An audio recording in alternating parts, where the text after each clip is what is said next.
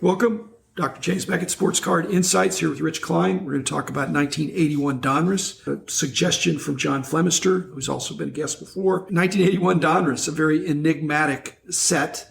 But first, thanks sponsors, Topps, Panini and Upper Deck, Heritage Auctions, Huggins Scott Auctions, Mike Stadium Sports Cards, Burbank Sports Cards, ComC.com, and Beckett Media, Beckett Grading, Beckett Authentication. Rich, you and I both were around in 81. I was opening 81 Donruss packs. Tim Raines, he was the hottest rookie in 81. He and Valenzuela.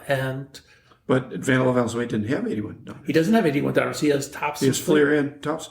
Why do you think Donruss didn't have him? Interesting, but Fleer doesn't have Raines. Maybe because that's a mess up. Because Valenzuela did come up at the end of 80. So did Raines, and they were both hot prospects. This is part of the reason the 81 Donruss set has so many, we'll call it minuscule errors they corrected. They were rushing to get the set out. It's not like the judge's decision that allowed them to make cards with gum came out like in May of 80. It comes out like October or November of 1980. When the Topps is already halfway down the train. And I know the world is different, but you've heard the guys from Panini. One of the people from Upper Deck was on a webcast I heard the other day, the president, Jason Mosher. And they talk that now it's 11 to 12 months, if not more, of lead time to do a product. So let's assume the world's a little simpler in 1980. Let's say 8 months to produce a product. You're trying to produce what takes you 8 months in 4 months. Fleer and Donruss, in order to make a splash in short order there, they were superstar loaded, even to the point of doubling up, and not very prospect oriented, which now we look back, we think, gosh, how could they miss the boat there? If they had more prospects, that would be a set that, of course, you realize that the card companies only made money on the primary sales. They don't make money on the secondary sales. So they weren't aggressively putting in younger players. And yet a couple of years later, Donruss would actually create the rated rookie concept. Even the year before they put it on the front of the card, they had a few players on the back of the 83 Donruss card. Yeah. So they eventually got more prospect oriented. But I think part of the thing, they doubled up. There are some, like Pete Rose has 381 Donruss cards. And he's got 2 or 381 Fleer cards. He's got two separate, and then one as a 3-player card. You're right. There's this thing about doubling up. Probably their focus groups told them, focus on the stars. The whole idea of rookie cards was just starting to percolate in those days. Card Price Update had begun pushing it, but it took a while for the rest of the world. There's something to be said for improving each year. But the one way to improve from each year is to start out badly. And so I'm thinking 81 Donruss got them on the board, but it was not their best effort. 82, it was 82 when they brought in Diamond Kings, I think. 82 they bring, yes. So then 83, is 83 when they have the rated rookies? But there are 2 or 3 and they're on the back. On the back, but they're pushing it. And then 84. They put it on the front of the card. And they were the premier set. By 84, they had gone from worst to first. And not only that, if they were in fact worst. But I'll tell you something else. With 84, they had by far the best design and the best photographs. Classic design. Yeah. That's like a win-win. They learned they were also the most, of the 3 major companies in those days, they were by far the most hobby-centric. They actually set up, I think the 82 or the 83 National they set up at. They were actually setting up at the Nationals long before it became a tradition with corporate sponsorship. John Flemister said that he thought Keith Olbermann did a lot of the photography. He did the photography. Because all the photography was in Chicago, even though Keith was upstate New York. I don't think Keith I thought Jack Wallen did the photography. Jack Wallen, I don't think it's Keith Olbermann. He may have written some of the backs. Keith Olbermann wrote the backs of the 76 SSPC. Well, he was a Topps guy.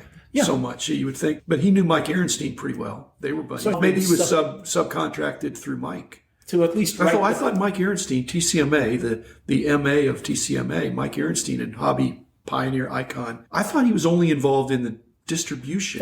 But he involved in the production too? He may have done a little more than that. Because he had put out card sets. But Donruss had put out card sets. Non-sport. They have non-sport. And yet the TCMA cards are better produced than the Donruss cards in 81. The Donruss cards are flimsy.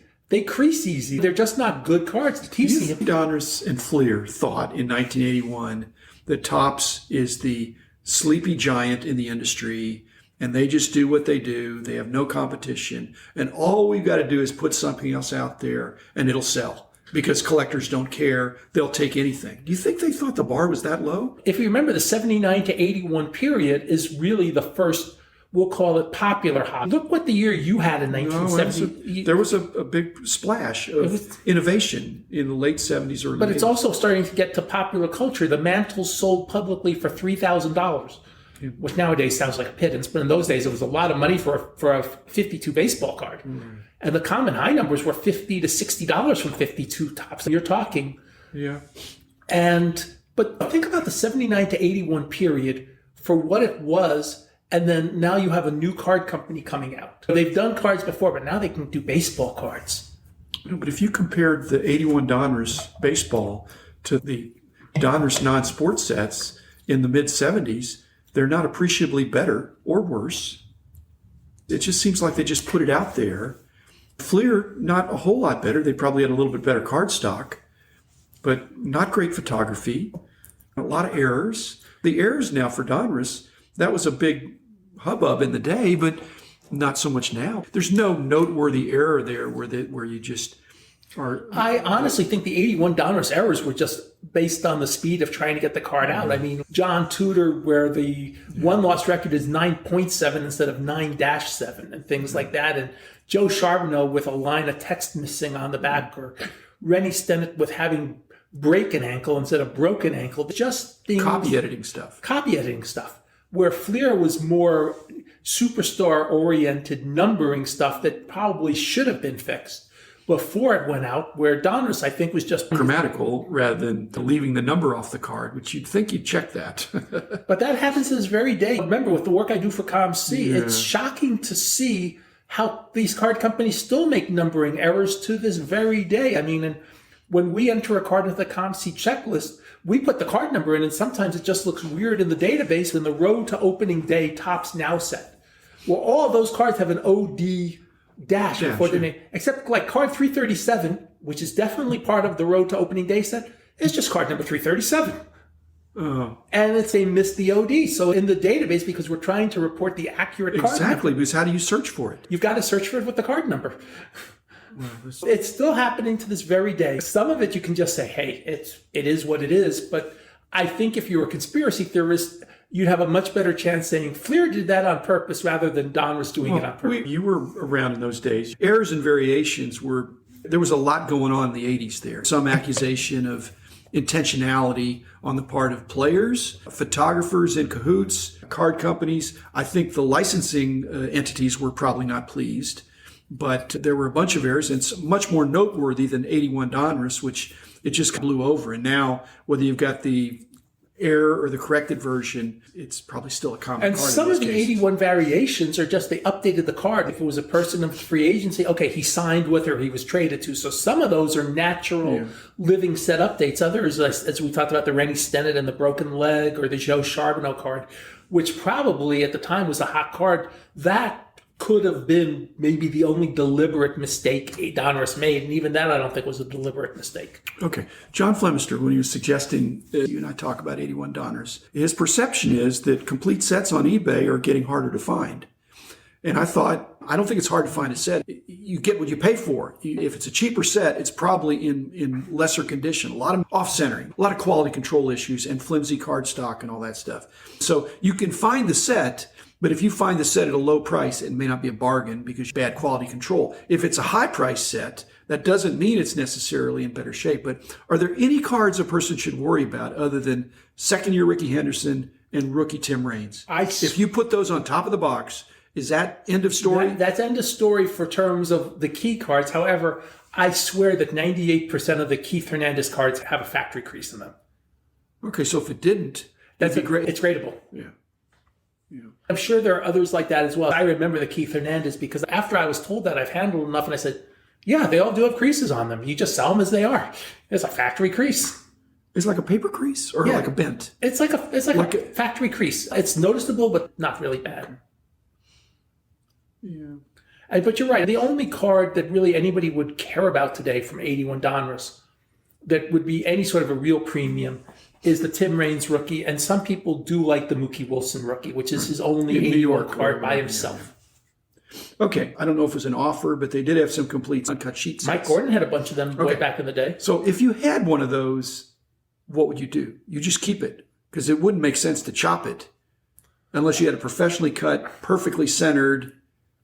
But that can be expensive if you're just doing one sheet at a time.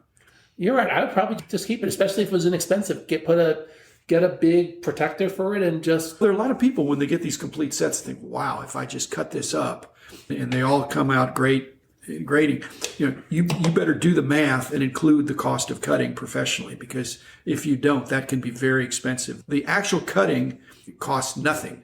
It's the setup and the registration, because if you don't cut it perfectly, you've just ruined every card if you don't get it perfectly centered on the guillotine or whatever it is. You were a magazine publisher. The biggest cost of magazine publishing is, let's not say the 1,000 copy, it's the first copy. It's the first copy. Once you get the first copy done, then the next $9.99. Gravy. Yeah. Gravy. Okay, so what do you think the alternatives, 81 Donruss, the Donruss executives, I think they were in the Chicago, they were Don and Russ, they were brothers, the Wiener brothers, right? Yeah. Okay, so the court case comes down.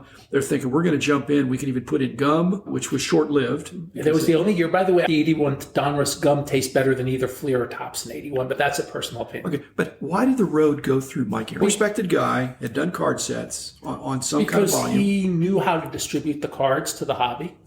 Because remember, Don had gotten much more hobby-centric, and Mike had a good name. And they figured if they did it through him, that it's like outsourcing. In business, the more you can outsource, you're better off, assuming it goes well. Mike did just fine. Was he one of the first hobby super distributors? I think because there weren't that many distributors. There were just big dealers. But the mail order guys, which he was, had to have a network of others that he could offload 500 sets to. He knew where all the stores were because the stores were carrying his TCMA stuff. So he was a distributor too. So why not get it into the hands of somebody who's going to distribute for you? TCMA, we could do a whole episode on that.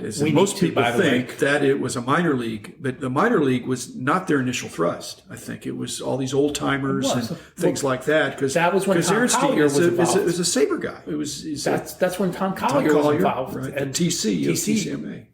That later became the Card Memorabilia Association. But it was originally Tom Collier and Mike Arenstein. They love baseball, and they do these baseball sets. And I think the minor league thing, just somebody must have said, hey, why can't we do this for some of these minor league sets? Well, if the minor league teams are paying you, it's even better. I think they probably were. But it wasn't a great deal because those things were still available very cheaply through the late, even now. Some of the sets, if they don't have a big player, they go for cost. I will tell you something. When I'm doing my ComC work, I enjoy almost nothing more than when I'm identifying cards. So when I see TCMA cards, okay, I say, is there some hidden variation that I'm trying to figure out on these cards? Because I just love TCMA. There's never been a great catalog of TCMA stuff. Bob Lemke did a great job. We did a great job. And Mike Arenstein himself never had a good catalog. He didn't keep great paperwork. But when it comes to 81 Donruss, I said it is what it is. But he was the right choice, but I think it was too big for him too. Trying to really make it a national thing. Especially with the collation. I mean, collation was not a no-brainer. How you cut the cards and then get them into packs. I will tell you, even in 82, they got better, but it was still far from perfect. One year, there used to be a birthday group, Freedom Cardboard, and I was a member of the birthday group. And 8 or 9 years ago, my birthday present from that group was an 82 Donruss unopened box. There you go. We opened it. Dina, my wife, is saying, where are the hits? And by the way, she pulled a Ripken rookie. And I said, honey, you just pulled the Ripken rookie. That was it. That is your hit. And I got 5 Ripken rookies out of that box. None were centered better than 70-30. But it was definitely better than 81 Donruss. By the time we get to 83 Donruss, it's much better. 82 Donruss is also the first year of the factory sets, but they're not in order. They don't have these fancy wrappings every 55 card with the... To protect the piece. With a puzzle piece as a front or back to the... So, you're right. Donruss got better each year. Yeah, starting at the bottom sucks, but guess what? If you're the best card company in 4 years, that's pretty good. Thanks, Rich Klein. Thanks, everybody. Be back again tomorrow.